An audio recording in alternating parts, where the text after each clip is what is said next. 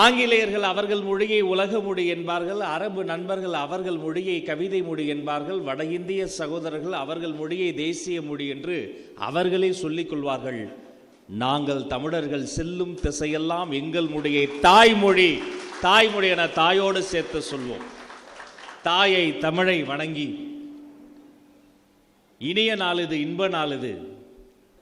கொட்டும் மழையில் குளிப்பது இன்பம், தவணை முறையில் நனையும் போதும் திருட்டு துளிகள் தீண்டுவது இன்பம். திரவச்சாலை போடும் நதிகள், திரைகள் போட்டு பாடும் குயில்கள், மலையின் மார்பில் சுரக்கும் அருவி, மசக்கையில் நடக்கும் மாலை தென்றல், எல்லாம் இன்பம் எல்லாம் இன்பம். எனினும் என்னை போல ஒரு பேச்சாளருக்கு எது தெரியுமா பேரின்பம்? பேச்சுலகின் பிதாமகன் வைகோ அண்ணன் முன்னால் பேசுவதுதான் பேரின்பம்.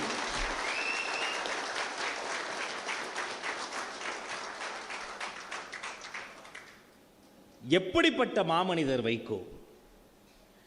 தமிழ் பேச்சுலகில் பேச்சாளர்களுக்கு என்று ஒரு பட்டியலிட்டு அந்த பட்டியலில் ஆக சிறந்த தமிழ் உலகின் தலை சிறந்த பேச்சாளர் என்ற ஒரு மணிமுகடத்தை உருவாக்கி அதை ஒருவருக்கு கொடுத்தால் அவரிடம் நீங்கள் கேட்டால் நான் விரும்பி படிக்கும் பாட புத்தகமே வைகோ என்று சொல்லக்கூடிய அளவிற்கு ஒரு பேச்சாளர்.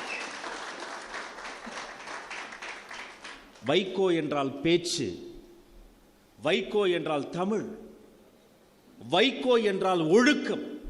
1000 பேர் அவரோடு அரசியல் முரண்பாடு கொண்டு அவரை விமர்சனம் செய்யலாம். ஆனால் ஒருவர் கூட நாக்கின் மீது பல் வைத்து அவர் ஒழுக்கத்தை குறித்து ஒன்றுமே சொல்ல முடியாது.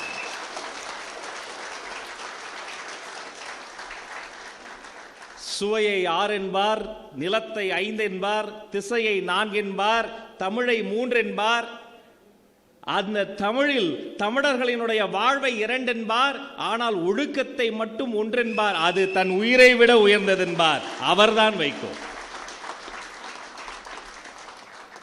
எந்த மனிதரை சின்னஞ்சிறு வயதில் அரை டிராயர் போட்டுக்கொண்டு பொதுக்கூட்ட மேடைகளில் அவர் பேசுவதை கேட்பதற்காக கொட்டுமடையில் நனைந்து கொண்டு பார்த்தேனோ அந்த மனிதருக்காக கொட்டுமடையில் வந்து நான் நின்று கொண்டு இருக்கிறேனே.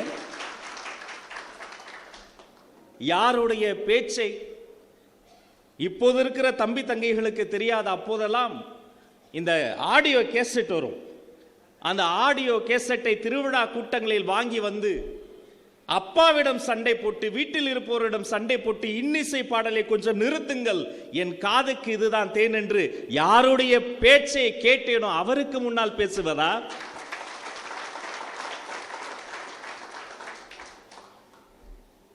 இந்திய நாடாளுமன்றத்தின் சுவர்களுக்கு, இந்திய நாடாளுமன்றத்தினுடைய அந்த சுவர்களுக்கு நாம் உழைத்து அது யாருடைய பேச்சையாவது முணுமுணுக்க தொடங்கினால் அது வைகோ அவர்களினுடைய வார்த்தைகளை தான் எதிர்க்கும்.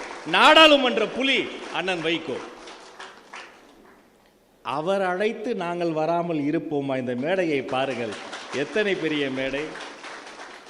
ஒரு பக்கம் காங்கிரஸ் பேர் இயக்கத்தினுடைய பெருந்தகையாளர் கோப்பண்ணா அண்ணன் இருக்கிறார். அவர் ஒரு அற்புதமான புத்தகத்தை எழுதியிருக்கிறாரு.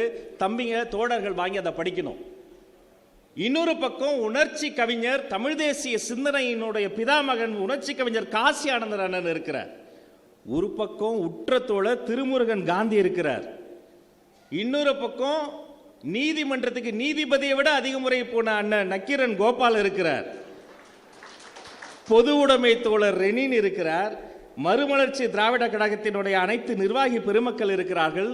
குமுதத்தின் குரலாய் அண்ணன் இருக்கிறார். இந்திய யூனியன் முஸ்லிம் லீகினுடைய கண்ணியமிக்க காட்ஃபாதர் இங்கே அமர்ந்திருக்கிறார். யாருக்கு கிடைக்கும் வாய்ப்பு?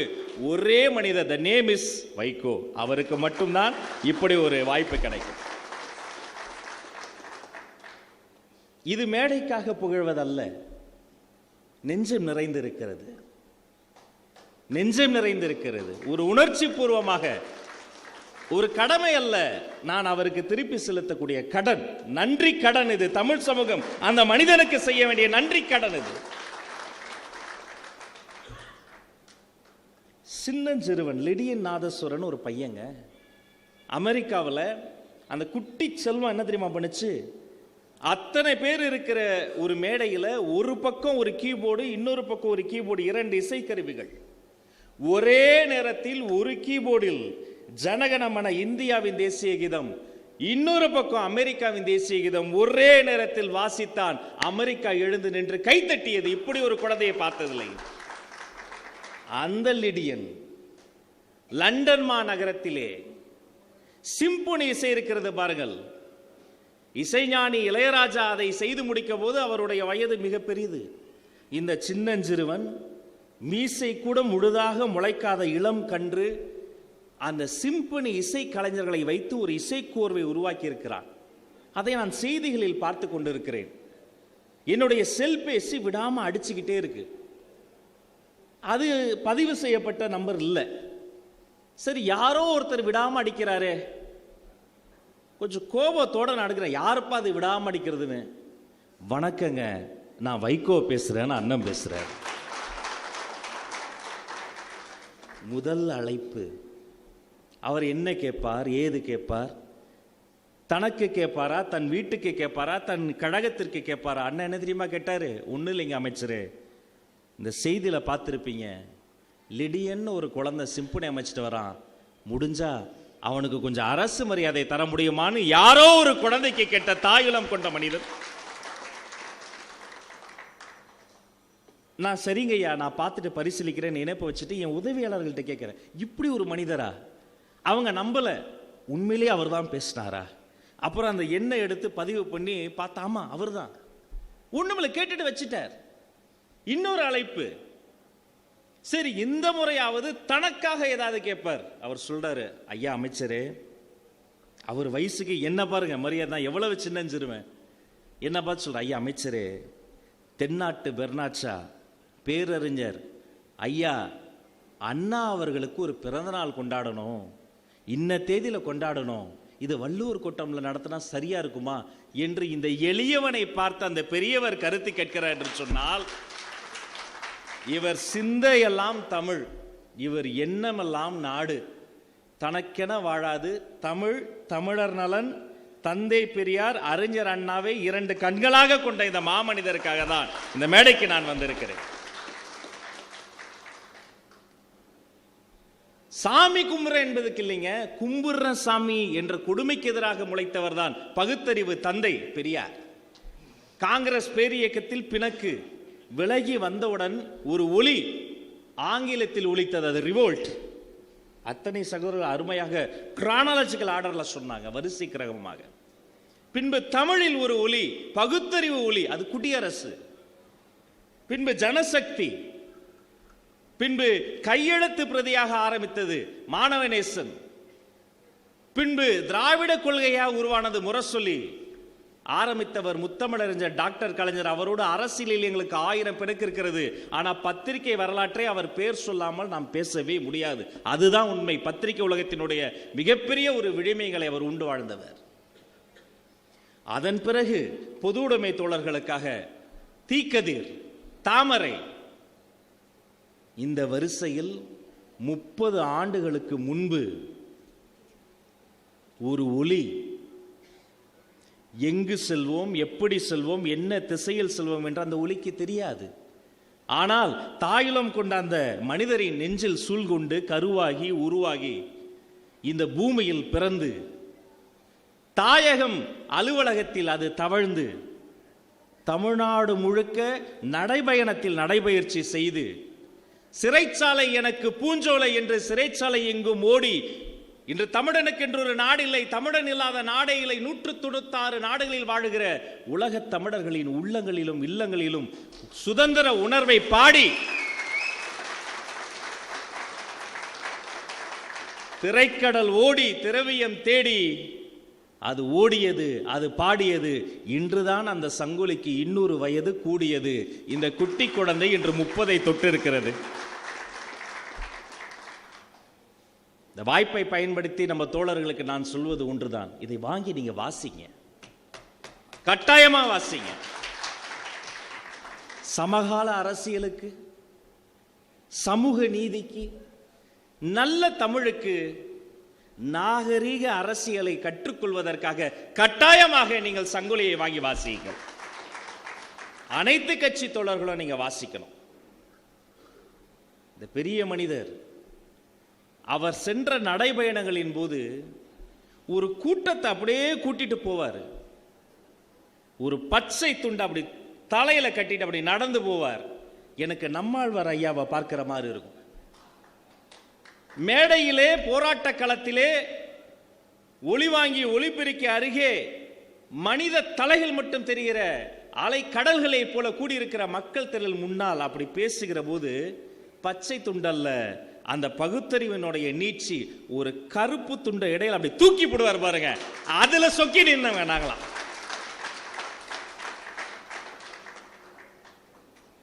அவர் பேச ஆரம்பிக்கிற முதல் நிமிடம் தென்றல் தவழும்.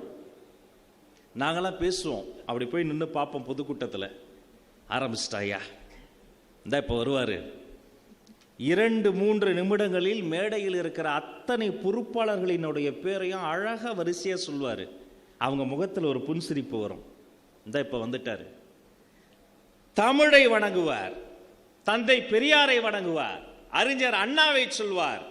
அதன் பிறகு தென்றல் புயலாக மாறும். அதை கேட்கின்ற போது நெஞ்சம் குதிக்கும், மேனி சிலிர்க்கும், கண்கள் கலங்கும். நயாகரா வீழ்ச்சியை தனது பேச்சில் கொண்டு வந்து காட்டிய ஒரு மாமனிதர்.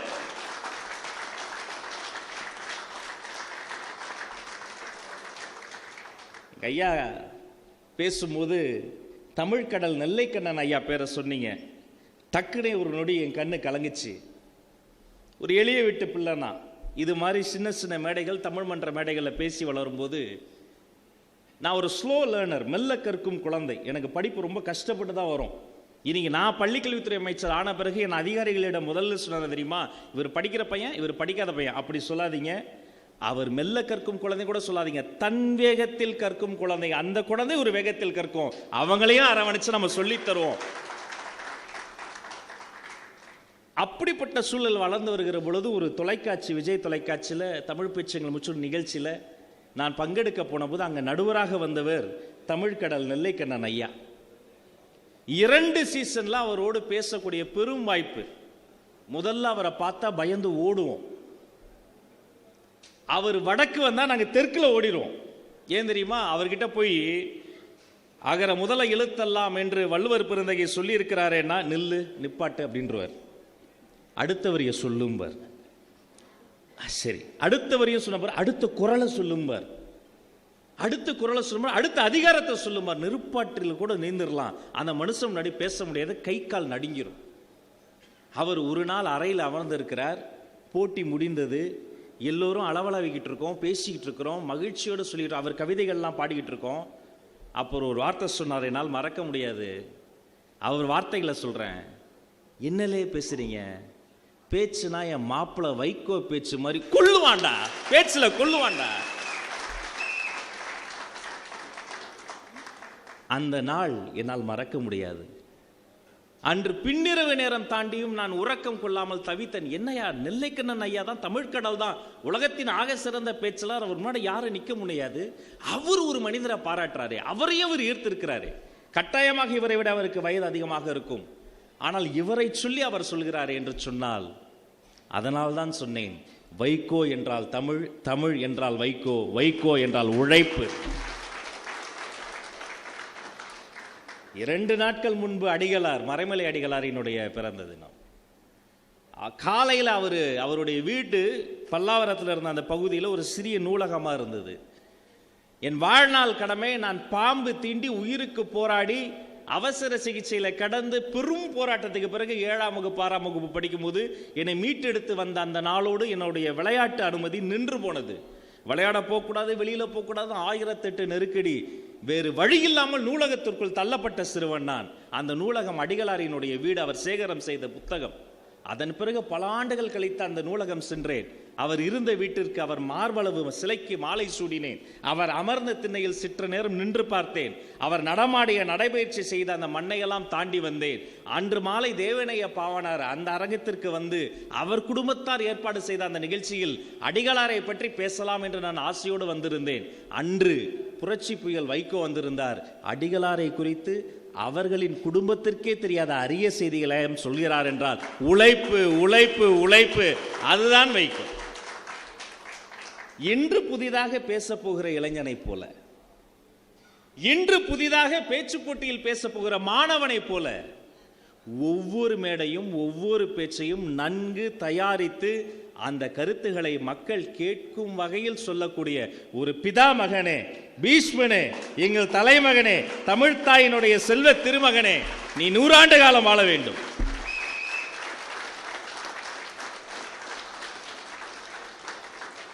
அவரை குறித்து பேச எங்களுக்கு ஆசை அதிகம் உண்டு, ஆனால் நேரம் இல்லை. எனவே அறிவார்ந்த இந்த சபையின் அனுமதியோடு எனக்கு இருக்கும் நேரத்தையும் எடுத்து அந்த புரட்சி புயலுக்கும் சேர்த்தே தாருங்கள். அவர் பேசட்டும், நாம் கேட்போம் என்று சொல்லி உங்களை வாழ்த்த வயதில்லை, வணங்கி விடைபெறுகிறேன். அத்தனை பேருக்கும் நல்லதே நடக்கட்டும், நலமே சொல்லட்டும். நன்றி. தமிழ் வணக்கம்.